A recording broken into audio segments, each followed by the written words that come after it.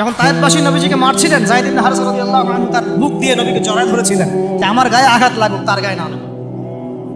এই সাহাবী যায়েদ ইবনে হারেসা রাদিয়াল্লাহু আনহু তাকে পতাকা দিয়ে বললেন, এই মুতার যুদ্ধের আমির হচ্ছে যায়েদ ইবনে হারেসা। যদি যায়েদ ইবনে হারেসা শহীদ হয় তাহলে পতাকা বহন করবে জাফর ইবনে আবি তালেব, আমার চাচাতো ভাই। কোন জাফর? যিনি আবিসিনিয়ায় গিয়েছিলেন মুসলিমদেরকে নিয়ে হিজরত করতে, মনে আছে? যিনি বাদশাহ নাজাশির সামনে কুরআন তেলাওয়াত করার, সূরা মারিয়াম তেলাওয়াত করার কারণে বাদশাহ নাজাশির চোখ দিয়ে দরদর করে পানি পড়তে শুরু করেছে। ওই বাদশাহ নাজাশিও পরে ইসলাম কবুল করেছে, আলহামদুলিল্লাহ। জাফর রাদিয়াল্লাহু আনহু পতাকা বহন করবে যদি যায়েদ ইবনে হারেসা শহীদ হয়। এরপরে যদি জাফরও শহীদ হয়, পতাকা বহন করবে আমার আরেক প্রিয় ভাজন সাহাবী আব্দুল্লাহ বিন রাওয়াহা রাদিয়াল্লাহু আনহু। আব্দুল্লাহ বিন রাওয়াহা রাদিয়াল্লাহু, যাকে যে কোনো মুহূর্তে যদি বলতেন ইসলাম নিয়ে একটা শের বলেন, একটা কবিতা বলেন, ইনস্ট্যান্ট তিনি শের বলে ফেলতে পারতেন। এত সুন্দর, এত উন্নত কাব্য প্রতিভা ছিল তার মধ্যে। এই নষ্ট সংস্কৃতি না, তাদের সংস্কৃতি ছিল একেবারে খাঁটি তাওহীদের সংস্কৃতি। এমনকি কাবা তাওয়াফ করছেন যিনি, তখন কাবা তাওয়াফ করছেন বিদায় কাজা উমরা আদায় করার সময় নবীর সামনে সামনে তিনি ঘুরছেন এবং আবৃত্তি করছিলেন একটা কবিতা কাফেরদেরকে আঘাত করার জন্য। এই কাফেররা দেখো, তোমরা যাকে বের করে দিয়েছিলে তিনি আজকে সসম্মানে এখানে ঘুরতেছেন। ওমর রাদিয়াল্লাহু আনহু বলছিলেন যে কাবা তাওয়াফ করার সময় তুমি এগুলো বলছো? নবীজি বললেন ওকে ছেড়ে দাও, সে এমন বাক্য তিলাওয়াত করতেছে, মানে এমন বাক্য সে চয়ন করেছে যেগুলো কাফেরের অন্তরে বর্ষার চাইতেও বেশি বিদ্ধ হচ্ছে, তাকে বলতে দাও। এই হল আব্দুল্লাহ বিন রাওয়াহা রাদিয়াল্লাহু আনহু, নবীজির অত্যন্ত প্রিয় ভাজন সাহাবী। আব্দুল্লাহ বিন রাওয়াহা যদি শহীদ হয় তাহলে তোমরা তোমাদের মধ্য থেকে একজনকে আমির নিযুক্ত করে নিও। সাহাবীরা বুঝে ফেললেন এই সফরে আমরা তিনজনই শহীদ হতে যাচ্ছি, কারণ একটা সফরে কখনো তিনজন আমিরের প্রয়োজন হয় না, হয়। এবার তারা গেলেন, তারা কখনো আশাও করেন নাই ওখানে যা দেখবেন। ওখানে গিয়ে দেখলেন যে 1,00,000 রোমান সৈন্য সামনে এসে দাঁড়িয়েছে। কত লক্ষ? এবং একেবারে ফুল প্রশিক্ষিত, একদম ফুল আর্ম ফোর্সড। আর এর সাথে তাদের সাহায্যকারী দলেও আছে আরো 1,00,000 সৈন্য। এদিকে কতজন? যুদ্ধ হওয়া সম্ভব? আসলে কি সম্ভব?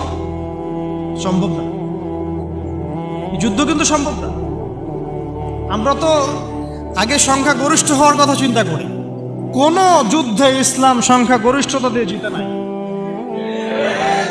ইসলাম জিতেছে ইমানের বদৌলতে, শুধু ইমানের বদৌলতে। আমরা সংখ্যা দিয়ে কখনো বিজয় লাভ করতে পারি নাই। এখন এবার সাহাবীরা মাশওয়ারা করতেছেন রাত্রেবেলা, আমরা কি করব? কালকে যুদ্ধ করব, নাকি মদিনায় ফিরে যাব, নাকি রাসূলকে খবর পাঠাবো, নাকি কোনো বিকল্প ফোর্স নিয়ে আসার ব্যবস্থা করব, কি করব? তখন সাহাবী, ওই যে বললাম আব্দুল্লাহ বিন রাওয়াহা রাদিয়াল্লাহু আনহু দাঁড়ালেন। তরুণ সাহাবী, আপনাদেরকে বলছি, তরুণ সাহাবী দাঁড়িয়ে বলছেন যে হে আমার ভাইয়েরা, আমরা এখানে কি জন্য এসেছি? হয় আমরা এই যুদ্ধ করব, শহীদ হব, না হলে আমরা গাজী হব। আর আপনারা যে বিষয়টাকে ভয় করছেন আসলে কিন্তু আমরা সেটা পাওয়ার জন্যই এসেছি, তার নাম শাহাদাত। আপনারা যেটাকে ভয় করছেন যে আমরা এখানে গেলে মারা যাব, ওটার জন্যই তো আমরা এত দূরে এসেছি। আমরা গাজী হই অথবা শহীদই হই, আমাদের জন্য আজর আল্লাহর কাছে লেখা থাকে। তো তার এই মানে এমন ইমান দীপ্ত ছিল ভাষণটা, আমি তো ওটা বলতে পারলাম না, আরবিতে তিনি বলেছেন। এতে মানে উৎফুল্ল হয়ে বা ইন্সপায়ার্ড হয়ে সাহাবীরা আর দ্বিতীয়বার ভাবলেন না, ঠিক আছে কালকে যুদ্ধ। এবার পরের দিন যুদ্ধ শুরু হল। এটা কি সম্ভব যুদ্ধ?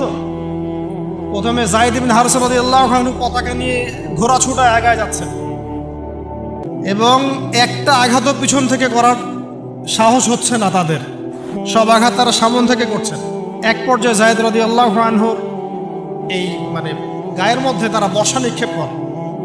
বর্ষা তো আগেকার বড় বড় বল্লম বর্ষা ছিল, এবং একটা বর্ষা তার গায়ে যখন লাগে তিনি পড়ে যান। এবং এই অবস্থায় আস্তে আস্তে তার শাহাদাত হয়। পতাকা পড়তে দেন নাই, পতাকা নিয়ে নিয়েছেন জাফর ইবনে আবি তালিব রাদিয়াল্লাহু আনহু হাতে। এবং জাফর রাদিয়াল্লাহু আনহু যুদ্ধ করতে থাকেন, এত বীর বিক্রমে যুদ্ধ করতে থাকেন যে এক পর্যায়ে তিনি তার নিজের কালো এবং লাল ডোরাকাটা ঘোড়া ছিল, সেই ঘোড়ার পা নিজেই কেটে ফেলেন, যে আমার যেন পালিয়ে যাওয়ার মন না উঠে, তারা যেন আমার ঘোড়া ইউজ করতে না পারে। সাহাবীরা বলছেন তার শাহাদাতের পরে তার বডির মধ্যে আমরা এরকম 50টা থেকে 60টা এরকম আঘাতের দাগ দেখেছি। একটাও দেহের পিছনে ছিল না, সব সামনে ছিল। যুদ্ধ করতে করতে এক পর্যায়ে তার ডান হাতটা কেটে পড়ে যায়। এরপরে তিনি বাম হাতে পতাকা উঠায় নেন, কাফেররা বাম হাতটাও কেটে ফেলে। এরপরে তিনি বুকের সাথে পতাকাটাকে এইভাবে জড়িয়ে রাখেন, বুকের সাথে পতাকাটাকে এইভাবে জড়িয়ে রাখেন, পতাকা পড়তে দেন নাই। একজন রোমান সৈন্য তাকে আঘাত করে এবং তার দেহটা দ্বিখণ্ডিত হয়। এই খবর নবী সাল্লাল্লাহু আলাইহি ওয়াসাল্লাম ওই মদিনায় বসে বসেই পাচ্ছিলেন। তিনি বললেন এইমাত্র যায়েদ শহীদ হলো, এইমাত্র জাফর শহীদ। একটু তিনি কান্নার ভাব চলে আসলো। একটু পরে নবীজি হেসে দিলেন। সাহাবীরা বলছেন আপনি হাসছেন কেন আসলো? তিনি বলছেন যে জাফর এর ডান হাত প্রথমে কেটে গেছে, তারপর বাম হাত কেটে গেছে। আল্লাহ রাব্বুল আলামিন তাকে এই দুইটা কাটা হাতের বিনিময়ে জান্নাতে দুইটা বড় বড় পাখা দিয়েছে। এইটা দিয়ে তিনি জান্নাতে ঘুরে বেড়াচ্ছেন আর ফল খাচ্ছেন। তার নাম হয়ে গেল জাফর আত-তাইয়ার, জাফর আত-তাইয়ার, পাখাওয়ালা। এরপরে পতাকা হাতে নিলেন সেই আব্দুল্লাহ বিন রাওয়াহা রাদিয়াল্লাহু আনহু। তিনিও তো বীর বিক্রমে যুদ্ধ করতে লাগলেন। এক পর্যায়ে তিনি একটু কান্না করেছিলেন। সাহাবীরা বলছেন আপনি কি ভয় কান্না করতেছেন? জি না, আমি ভয় কান্না করছি না, বরং কোরআনের একটা আয়াত আমার মাথায় আসছে বলে আমি কান্না করছি।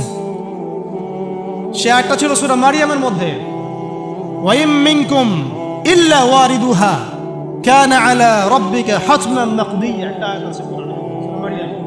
এটা হচ্ছে আপনার রবের একেবারে একটা চিরনির্ধারিত একটা বিষয় যে তোমাদের সবাইকে, আবার বলছি, ওয়া ইম মিনকুম ইল্লা ওয়ারিদুহা কানা আলা রাব্বিকা হাতমান মাকদিয়া, মানে তোমাদের সবাইকেই আবশ্যিকভাবে, ম্যান্ডেটরিভাবে এই জান্নাত জাহান্নামের উপর অবস্থিত এই পুলসিরাত পার হতেই হবে। এটা তোমার রবের একটা প্রাচীন একটা মানে স্টেটমেন্ট, এটা তোমাকে করতেই হবে, সবাইকে করতে হবে। এই আয়াতটা মনে হয় আমার কান্না আসতেছে। একজন তাকে একটা হাড্ডিওয়ালা গোশত এনে দিয়েছিল, তিনি সেই গোশতটা খাওয়ার জন্যে চেষ্টা করছিলেন, পরে একটা কামড় দিয়ে ফেলে দিয়েছেন।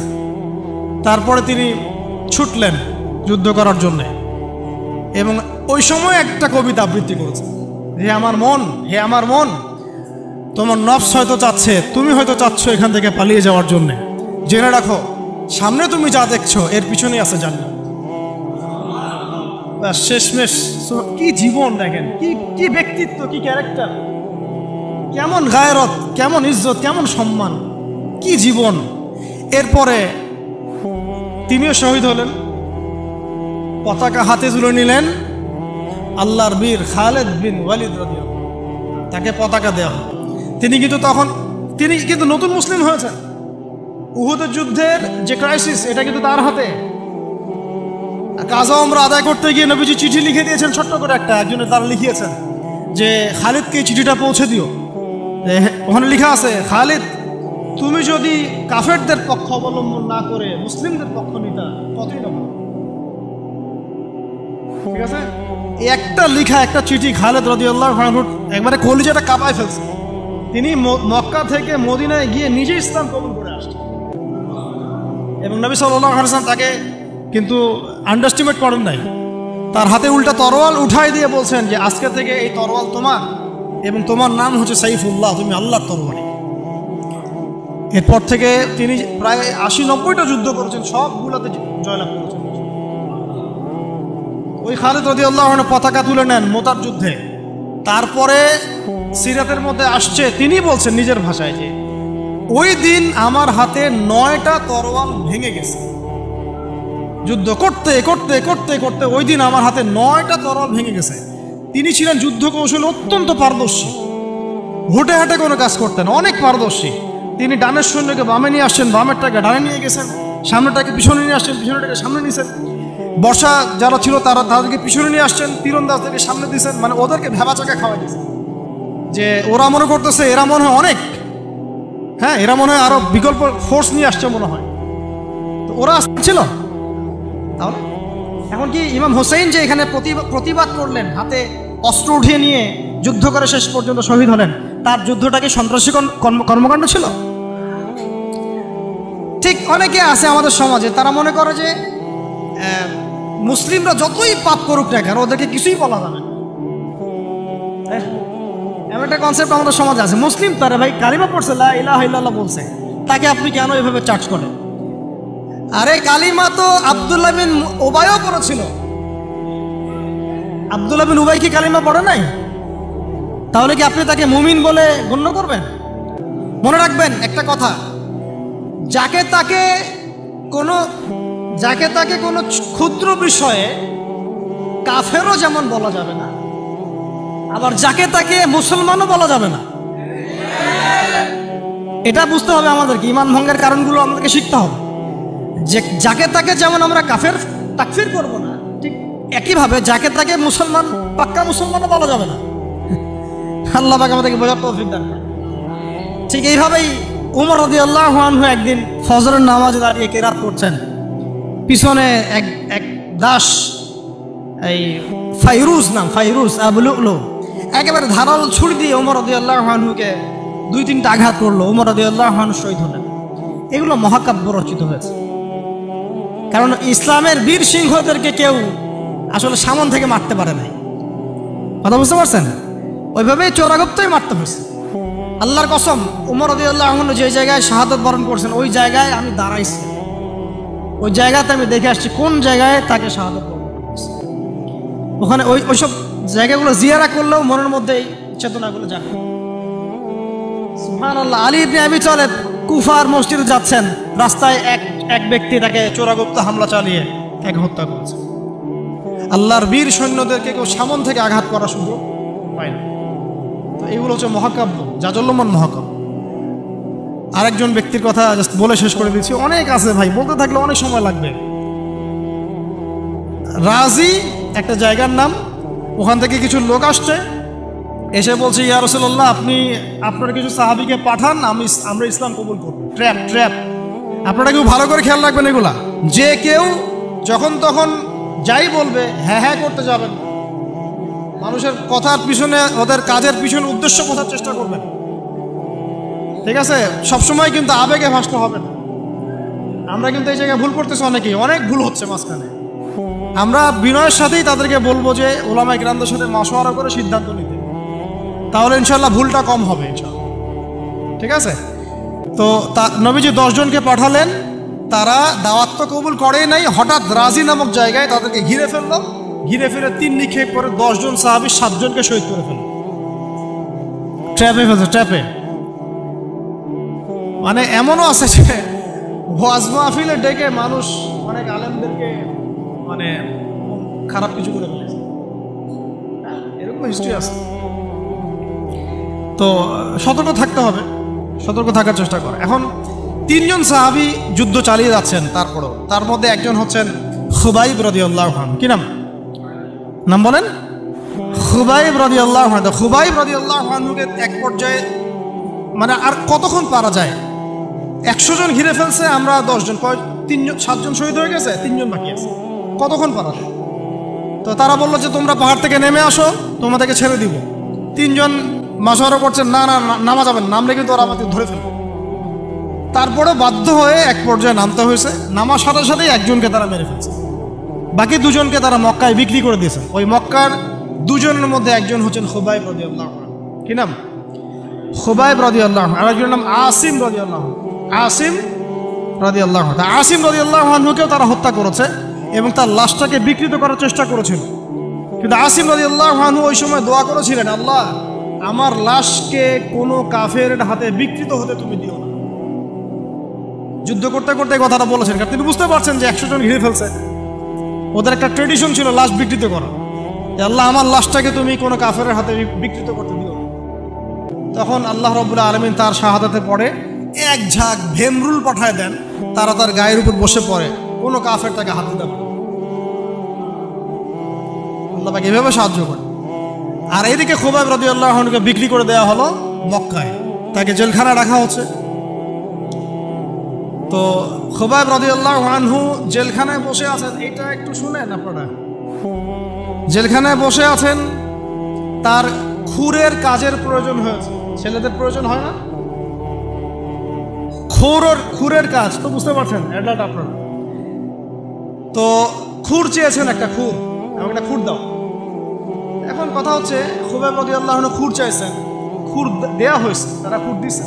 তো খুর কাজ শেষ করার পরে ওই কাফেরদের একটা বাচ্চা, ছোট বাচ্চাটা দৌড়াদৌড়ি করতে গিয়ে ওই জেলখানার ভিতর ঢুকে গেছে, খুবাইব রাদিয়াল্লাহু আনহুর কাছে চলে আসছে। তো খুবাইব রাদিয়াল্লাহু আনহু কিন্তু পারতেন তাকে জিম্মি করে ওখান থেকে বের হইতে, তাই না? তিনি কোলে বসে আদর করতেছেন বাচ্চাটা, যার বাচ্চা সে তো আতঙ্কে, এইবার তো অবস্থা খারাপ, আমার বাচ্চাকে মেরে ফেললে তো সমস্যা হবে। তো খুবাইব রাদিয়াল্লাহু আনহু তাকে ছেড়ে দিলেন এবং আল্লাহ পাক ওই জেলখানার মধ্যে আল্লাহর পক্ষ থেকে তাকে আঙ্গুর খাওয়ালেন। ওই সময় ওই আঙ্গুর কথা পাওয়া যাচ্ছে না, কিন্তু জেলখানায় তিনি বসে আঙ্গুর খাচ্ছেন। তো কাফেররা বলেছে নিজেরাই যে খুবাইবের চেয়ে শ্রেষ্ঠ কোনো বন্দী আমরা কখনো দেখি, খুবাইবের চেয়ে শ্রেষ্ঠ কোনো বন্দী আমরা কখনো দেখি না। খুবাইব রাদিয়াল্লাহু আনহুকে এরপরে মক্কার বাজারে নিয়ে যাওয়া হয়, একটা গাছের কাছে নিয়ে গিয়ে, শেষ করে দিচ্ছি লাস্ট পয়েন্ট, তাকে শুলদণ্ড দেওয়া হয়। কি দণ্ড? শুলদণ্ড। এটা আপনারা বুঝবেন না, এটা এমন না যে গলায় ফাঁসি দেওয়া। শুলদণ্ড কি একটু সার্চ করে দেখেন। লোহা পিছন দিয়ে, মানে শরীরে একটা পাশ দিয়ে ঢুকিয়ে আর একটা পাশ দিয়ে বের করে দেওয়ার নাম শুলদণ্ড। নাউযু বিল্লাহি মিন যালিক, সুবহানাল্লাহ, লা হাওলা। কি মানুষ! তখন তাকে বলা হচ্ছে, তোমাকে যদি শুলদণ্ড না দিয়ে মুহাম্মাদকে তোমার জায়গায় নিয়ে আসি, তুমি কি খুশি হবা?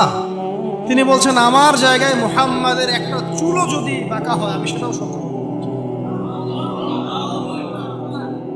তুমি কি চাও বলো, শেষ খয়েশ কি?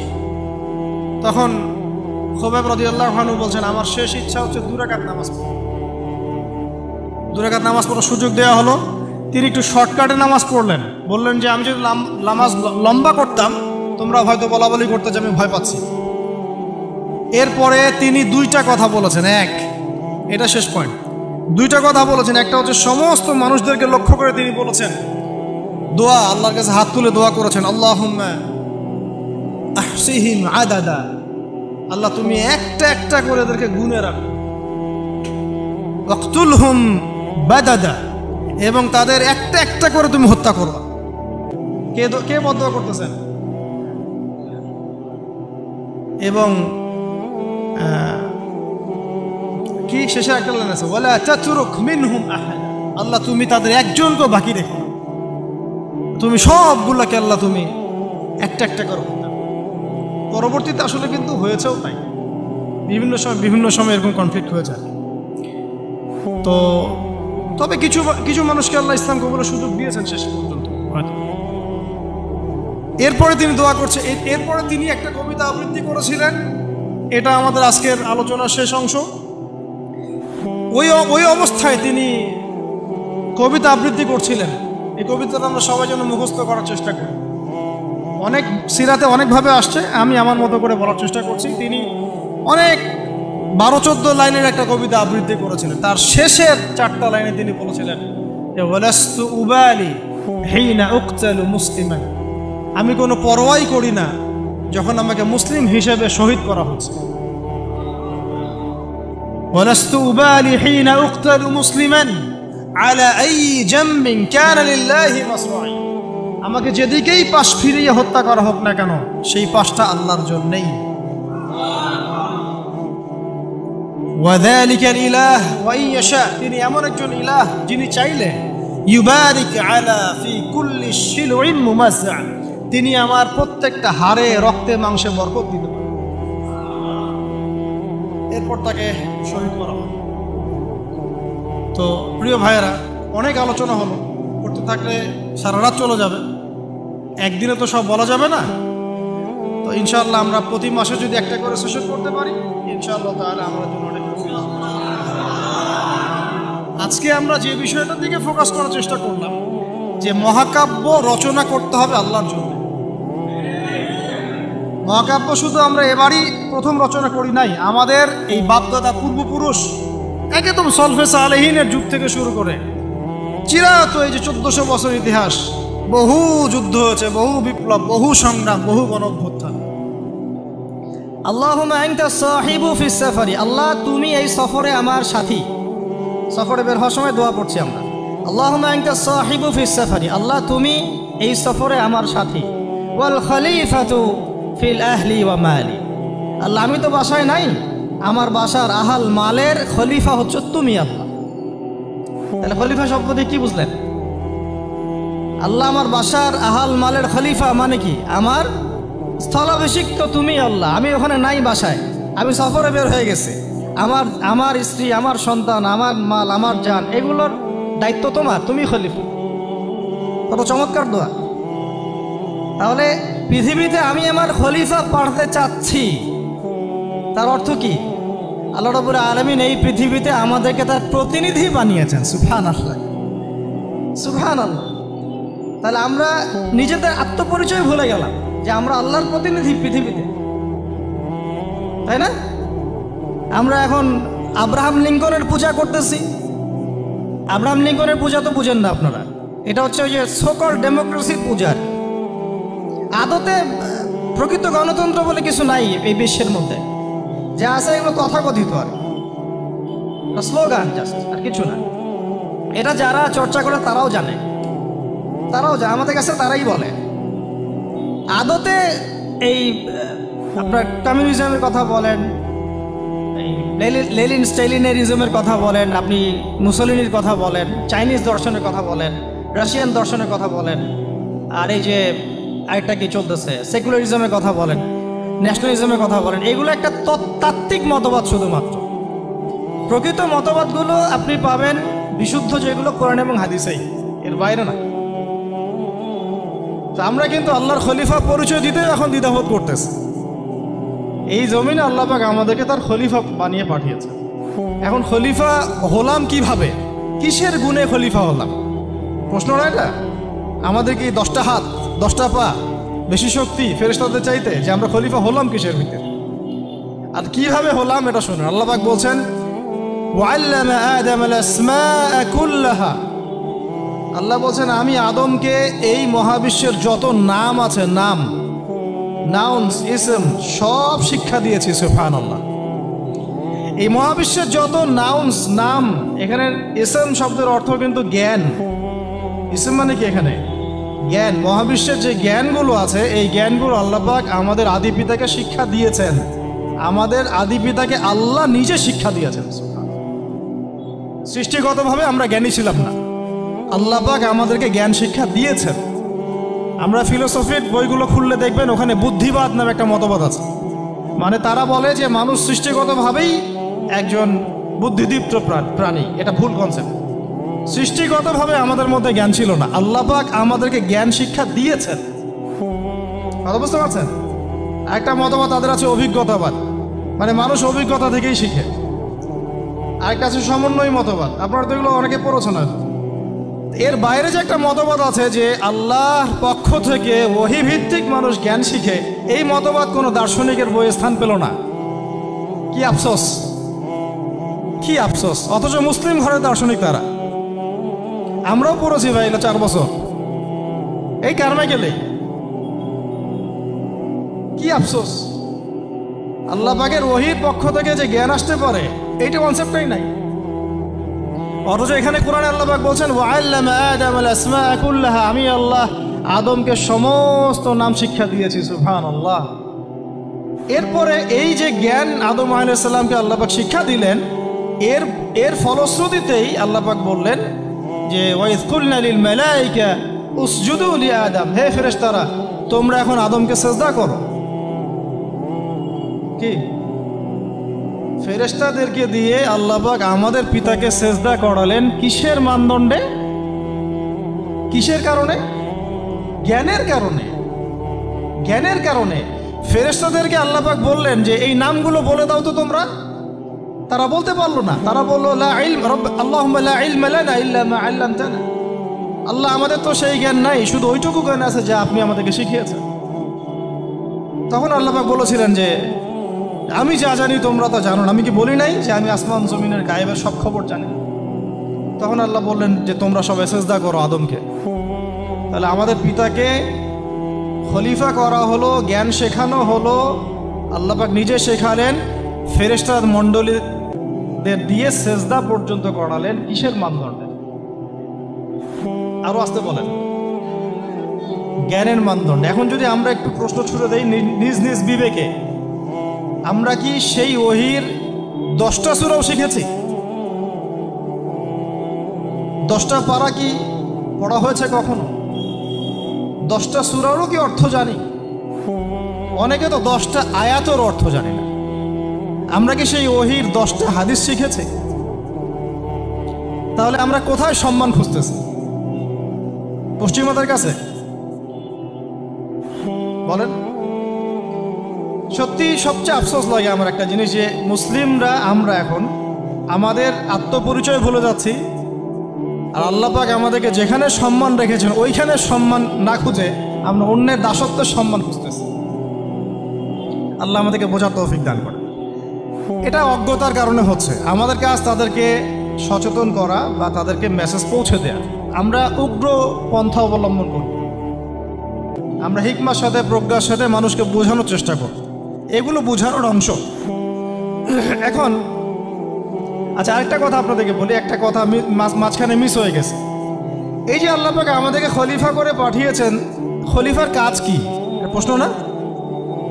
আমাদের কাজ কি তাহলে? এই কাজটা আল্লাহ পাক আবার ব্যাখ্যা করেছেন সূরা সদের মধ্যে। কোন সূরায়?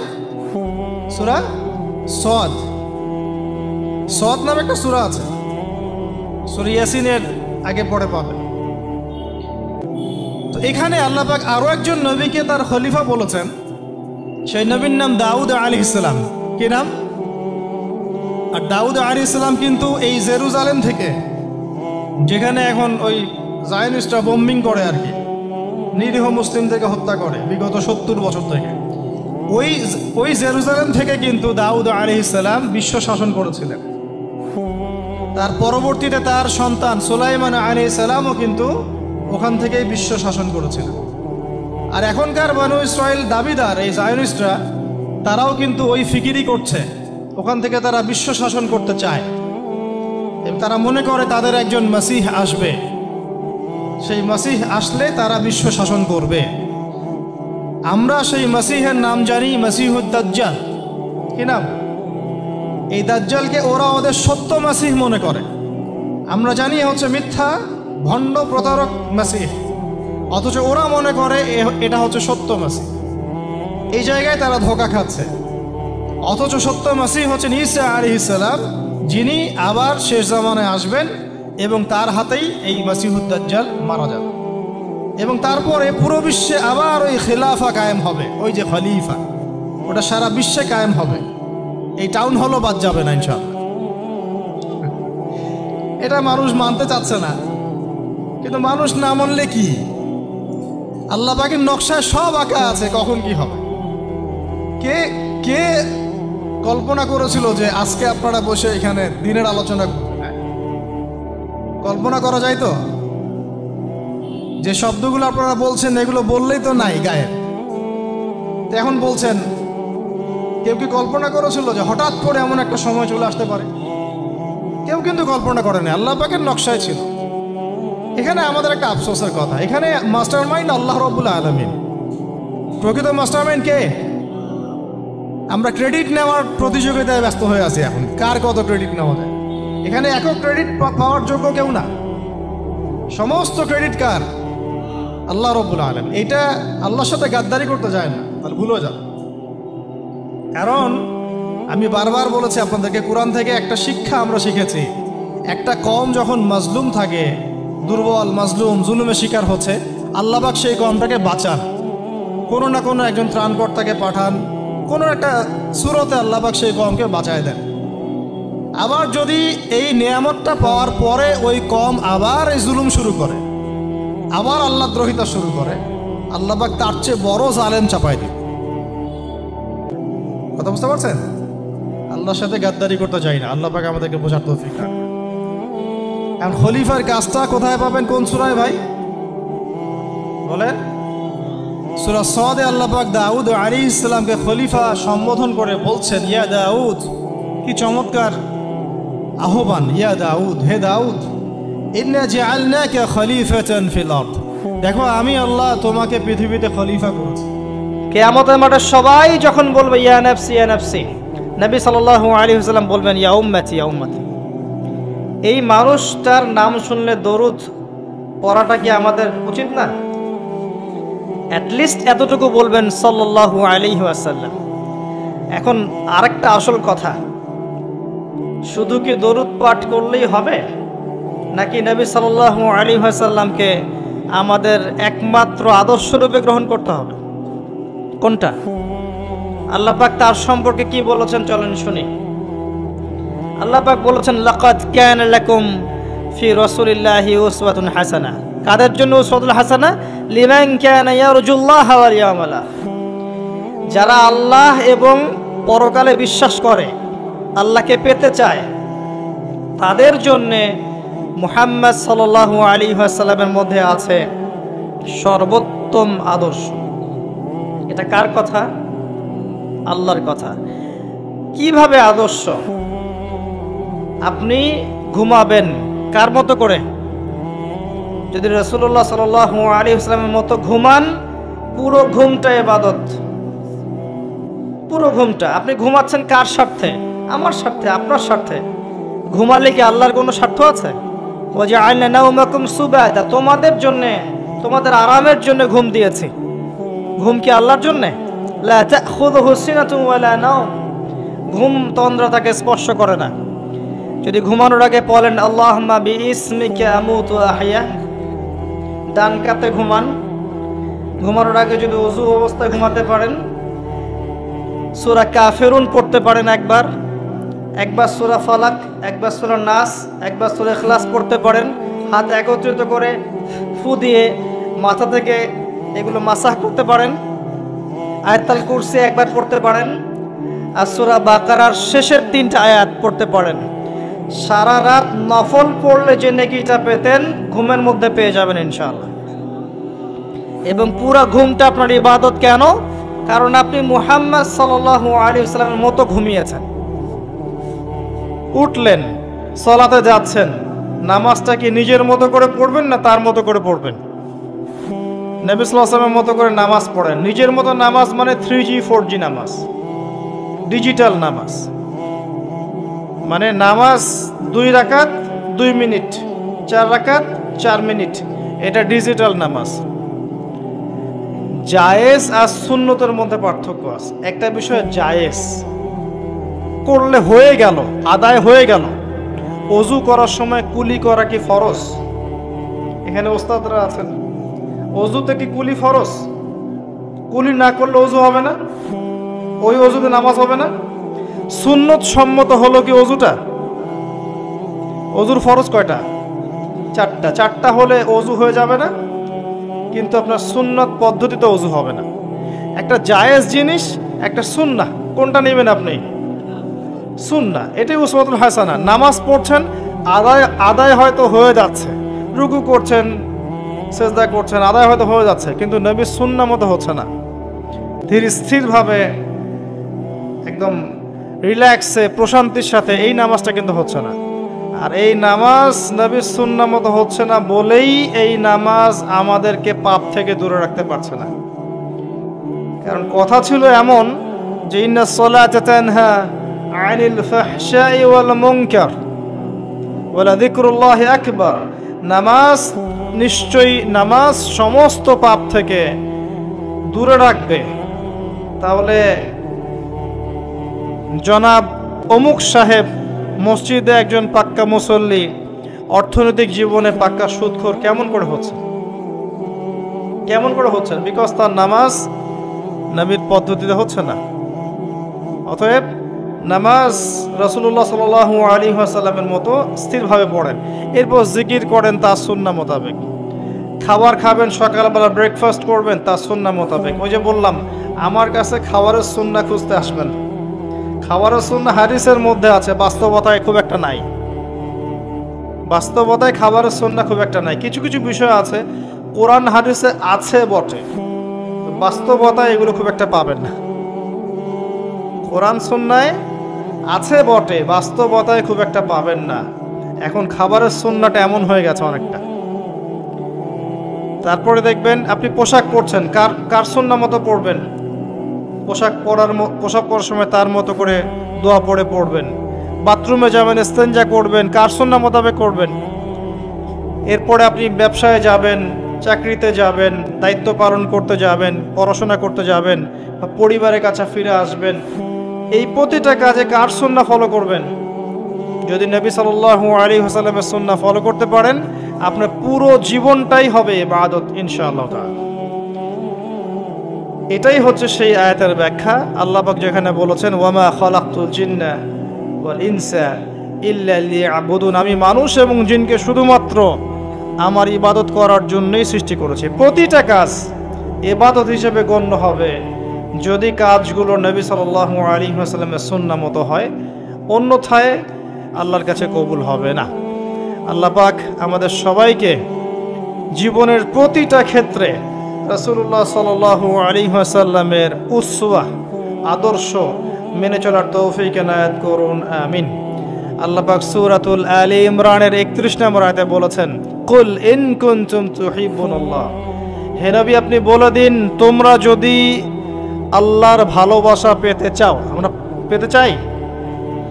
আল্লাহর ভালোবাসা পেতে চাই নাকি ভ্যালেন্টাইন্সের ভালোবাসা পেতে চান? কার ভালোবাসা পেতে চান? ভালোবাসা নিয়ে একটা লেকচার দিয়েছি না, শুনেছেন? আমার ওই দিন এত শরীরটা খারাপ ছিল, আমি কথা বলতে পারছিলাম না ঠিক মতো। তো জানি না কিভাবে আমি 1.5 ঘন্টা কথা বলেছি। পরে আমি নিজেই নিজের লেকচার শুনলাম, শুনে মনে হলো যে ভালোবাসা সম্পর্কে কথাগুলা শুধু আল্লাহ মুখ দিয়ে বের করেছেন, আমি বলতে পারিনি। শোনেন, আল্লাহ ছাড়া কেউ আমাদেরকে ভালোবাসে না। যারা আছে আমাদের আশপাশে, এটা হচ্ছে একটা কি বলবো, মেনে নেয়া সম্পর্কের মতো। সম্পর্ক আছে, মহব্বত আছে, স্নেহ আছে, দয়া আছে, মায়া আছে। সত্যিকারের ভালোবাসা, ডিভাইন যে লাভ, এটা আল্লাহর পক্ষ থেকে আসে। এটা আল্লাহ ছাড়া সত্যিকার অর্থে আপনাকে কেউ ভালোবাসছে না, বরং মানুষ আপনার অবস্থানকে ভালোবাসছে। আপনার অবস্থান ভালো, মানুষ আপনাকে তোলা তোলা করবে। অবস্থান খারাপ হয়ে যাক, দেখবেন আপনাকে মানুষ চিনছে না। কাছের মানুষই চিনবে না, কাছের মানুষই চিনবে না। আপনি বিপদে পড়েন, দেখবেন বন্ধু শত্রু চিনে ফেলবেন। মানে জিগরি দোস্ত বলবে, আমি তোর নামই শুনি নাই কখনো। হ্যাঁ, বাস্তবতা খুব কঠিন, কিন্তু আল্লাহ পাক কখনো আপনাকে ছাড়বেন না। আপনি ভালো কাজ করলে তো আল্লাহ আপনাকে একদম উপরে তুলে নিয়ে রাখবেন। আর যদি আপনি খারাপ কাজও করেন, আল্লাহ তারপরে আপনাকে খাওয়াচ্ছেন, পড়াচ্ছেন, বাসস্থান দিয়েছেন, স্ত্রী সন্তান দিয়েছেন, যাবতীয় নিয়ামত দিয়েছেন, বাঁচিয়ে রেখেছেন। আল্লাহ অপেক্ষা করছেন আপনি কখন তওবা করে তার কাছে ফিরে আসবেন। আসলেই মাফ ইনশাআল্লাহ। ফিরে এসে যদি বলেন, আস্তাগফিরুল্লাহ ওয়া আতুবু ইলাইহি, আল্লাহুম্মা আনতা রাব্বি লা ইলাহা ইল্লা আনতা খালাকতানি আনা আবদুক ওয়া আনা আলা আহদিকা ওয়া ওয়া'দিকা মাস্তাতা'ত আউযু বিকা মিন শাররি মা সানা'ত আবুউ লাক বিনি'মাতিকা আলাইহি ওয়া আবুউ বিযানবি ফাগফিরলি ফাইন্নাহু লা ইয়াগফিরু যুনুবা ইল্লা আনতা। আল্লাহ মাফ করে দিবেন ইনশাআল্লাহ। এই দোয়াটা কোথায় আছে? এই নাম সাইয়্যিদুল ইস্তিগফার। কি নাম? সাইয়্যিদুল ইস্তিগফার। হিসনুল মুসলিম বইটা কিনেছেন? গুগল প্লে স্টোরে যান, অ্যাপস এখনই ডাউনলোড করেন, হিসনুল মুসলিম, এখানে বইটা, পুরো বইটা দেয়া আছে। তো আল্লাহর কাছে আসেন, আল্লাহর কাছে ফিরে আসেন, আল্লাহর কাছে আসেন। এটাই হোক আপনার জীবনের কাছে আসার গল্প। আল্লাহ পাক আমাদের সবাইকে আল্লাহর কাছে ফেরার তৌফিক দান করুন, আমিন। যে কথাটা বলতে গিয়ে এখানে আসলাম যে আল্লাহ ছাড়া সত্যিকার অর্থে কিন্তু আমাদেরকে কেউ ভালোবাসে না। মানুষ মানুষের অবস্থানকে ভালোবাসে, তাই আমাদের উচিত আল্লাহকে ভালোবাসা। আল্লাহ পাক এটা হাদিসে বলেছেন যে হে আদম সন্তান, আমি তোমাকে ভালোবাসি। যখন আফগানে আমেরিকায় হামলা চালাইছিল তখন কি শুধু তাবলিগটা ফরজ ছিল, না ওদের হামলা প্রতিরোধ করা ফরজ ছিল? ফরজ ছিল। একই অবস্থা সিরিয়াতে হয়েছে, কিন্তু বাংলাদেশে এখন সেই অবস্থাটা নাই। কিন্তু বাংলাদেশে তাবলিগের মেহনত, আমর বিল মারুফ নাহির মুনকারের মেহনত চলবে, মানে তাবলিগের মেহনত, দাওয়াতের মেহনতটা চলবে। যদি যদি কখনো বাংলাদেশে দেখা যায় যে দেশের শত্রুরা বা দিনের শত্রুরা বা উগ্রবাদীরা এই দেশের স্বাধীনতা সার্বভৌমত্বের উপর আক্রমণ করে, তখন কি আমাদের উপরে জিহাদ ফরজ হবে কিনা? এখন যদি তাই হয়, এখন আপনাদের কি মনে হয় এটার সম্ভাবনা আছে না নাই? এইটুকু ইন্টেলেকচুয়াল অবস্থা তো আপনাদের আছে, এটার সম্ভাবনাও হতে পারে, আজ হোক কাল হোক, হতেই পারে। তখন আমার প্রিপারেশনটা কি হবে সেটা আমাকে এখন জানতে হবে।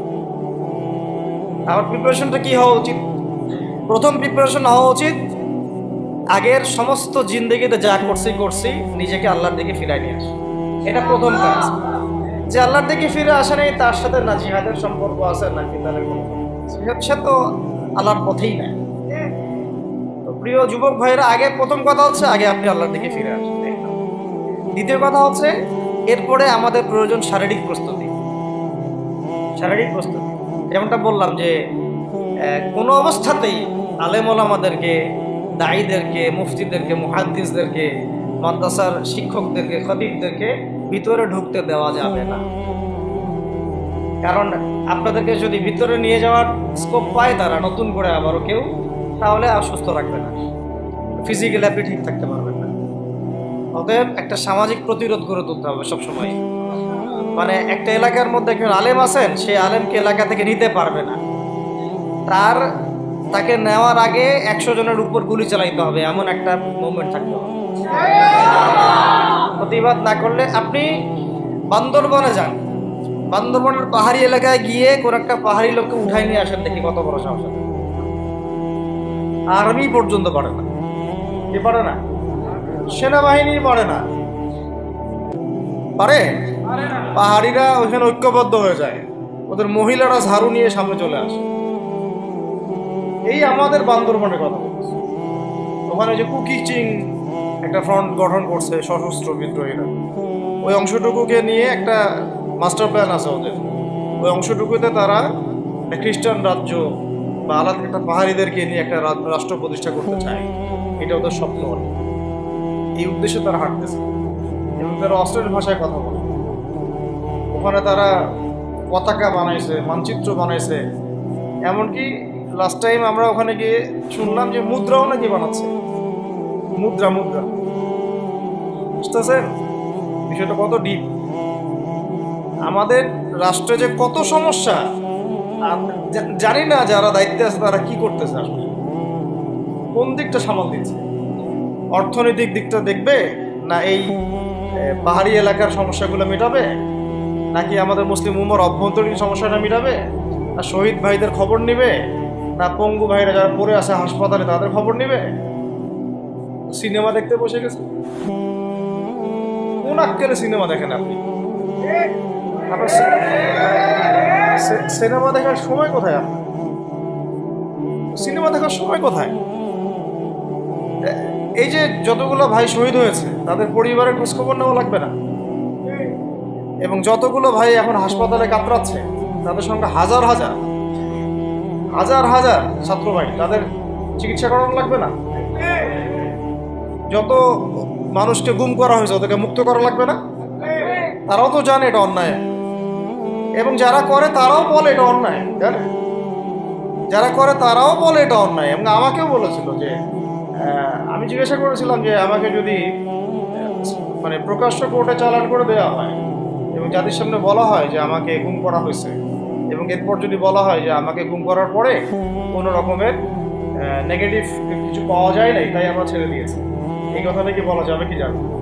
তারা বলছে যে না, এটা বলা যাবে না, কারণ এই কাজটা তো মানবতা বিরোধী অপরাধ, এটা করলে তো বললে তো সবাই আবার বুঝে নেবে।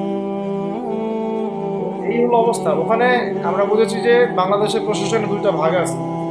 একটা ভাগ হচ্ছে মারাত্মক রকমের ইসলাম প্রিয় এবং দেশপ্রেমিক ভাষা, আমরা তাদেরকে সেলুট জানাই। কিন্তু আপনারা ভুল জায়গায় শ্রম দিচ্ছেন, আপনারা ভুল জায়গায় মেধা, শ্রম এবং আপনাদের জীবন নষ্ট করতেছেন। আপনাদের থাকা দরকার ছিল ওলামায়ে কেরামদের সাথে, তাহলে আপনাদেরকে টক্কর দিয়ে কেউ সামনে যেতে পারতো না। আপনারা খালিদ বিন ওয়ালিদ হতে পারতেন আমাদের, আপনারা কিন্তু ওমর ইবনুল খাত্তাব হইতে পারতেন। ওইখানে ঢুকে আপনারা শুধুমাত্র দুনিয়ার স্বার্থ সব নষ্ট করতেছেন। আমাদেরকে বলা হচ্ছে হুজুর বদদোয়া করিয়েন না, হুজুর ছেড়ে দিচ্ছেন, আমাদেরকে বদদোয়া দিয়েন না আবার বের হয়ে, আমাদের চাকরির ডিউটি এটা।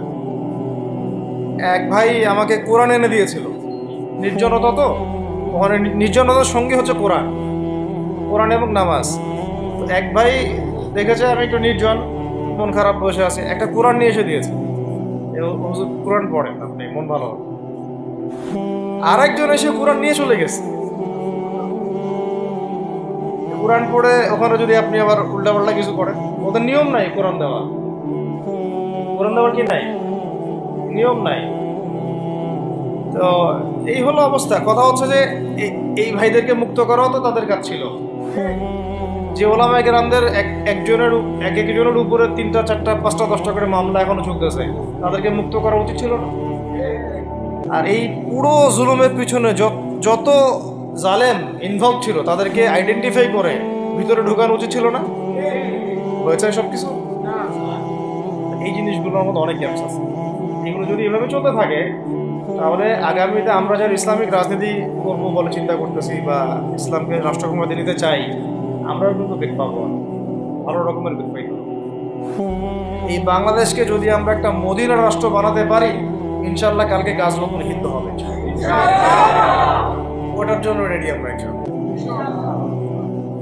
পাকিস্তানের কাছে কিছুই নেই, আছে খালি 10টা 12টা পারমাণবিক তাতেই ভয়ে কাঁপতে থাকে। চায়না খালি একটু ভয় দেখায় যে আগাইলে কিন্তু সিকিম নিয়ে নিব, আগাইলে কিন্তু চিকেন নেক মিলে ফেলবো। চায়নার ওই ছোট ছোট যোদ্ধাদের কাছে যে মাইকটা খায়, আর আমাদের এখানে দেখা যায় যে সীমান্তর মধ্যে একটা কৃষকও যদি সীমান্ত থেকে দূরেও হাল চাষ করে, ওকে গুলি করে মেরে ফেলা নেই। ফেলানির কথা ভুলে গেছেন আপনারা? আমাদের বন্যা, এরকম কতগুলো মানুষকে সীমান্ত হত্যা করে মারা হয়েছে। আজকে গুগলে গিয়ে সার্চ করে দেখেন কতগুলো মানুষকে বিগত 15 বছরে সীমান্ত হত্যা করা হয়েছে। এখানে আমাদের স্বাধীনতার প্রশ্ন আসে না, এখানে গণতন্ত্রের কথা আসে না, সার্বভৌমত্বের কথা আসে না, না, বরং তারা ক্ষমতার জন্য ওদের কাছে ইমান বিক্রি করে দিয়েছে। ক্ষমতার জন্য এই উগ্রদের কাছে, মানে উগ্র হিন্দুত্ববাদীদের কাছে ওরা তাদের ইমান, ওদের আমল, ওদের তাকওয়া, ওদের দিন সব বিক্রি করে দিয়েছে। এই জন্য আমি আগে বলেছি একটা লেকচারে যে আমরা যদি বিরিয়ানি খেতে চাই, আপনি যদি বিরিয়ানি খেতে চান, একটা পাত্র নেবেন কিনা? আচ্ছা, পাত্রটা যদি ময়লা থাকে খাবেন? পাত্রে অনেক ময়লা আছে, আপনি কি ওইখানেই বিরিয়ানি ঢালবেন? তাহলে খাওয়া শুরু করবেন? সবার আগে আপনি কি করেন? এটাকে ধোন, পরিষ্কার করেন, তাই না? বাংলাদেশকে যদি আপনি ইসলামী রাষ্ট্র হিসেবে করতে চান, আগে এই দেশের মধ্যে যে পয়জনগুলো আছে এগুলোকে দূর করতে হবে। সমস্ত পয়জনকে ধুয়ে সাফ করতে হবে। তারপরে যে খেলাফা বা শরিয়া বা ইমারা যেটাই আসুক, ইমারা এক জিনিস, খেলাফা আর এক জিনিস।